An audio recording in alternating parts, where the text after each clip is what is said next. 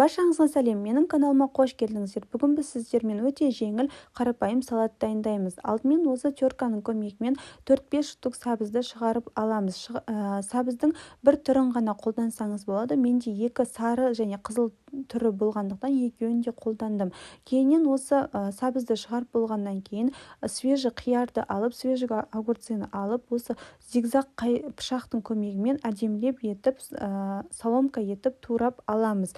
Және осы сәбізге қосамыз. Оны огурцины кесіп болғаннан кейін свежий помидорды аламыз және помидорды да осындай зигзаг пышақтың көмегімен соломка етіп турап аламыз.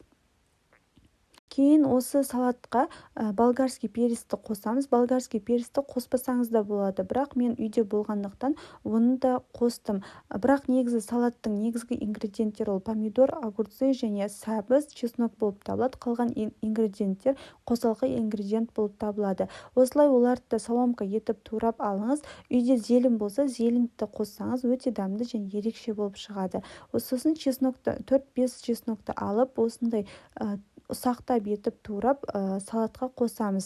Кейіннен дәміне қарай китайский тұзды қосамыз және кәдімгі тұзды және ащы қызыл бұрышты қосамыз және барлығыны араластырамыз.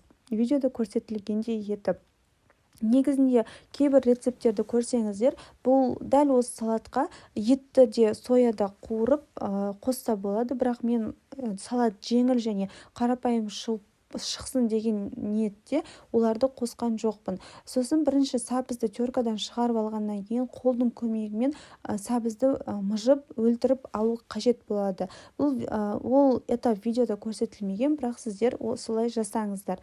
Кейіннен осы салатымыз дайын. Осындай әдемі дәмді болып шығады. Астарыңыз дәмді болсын.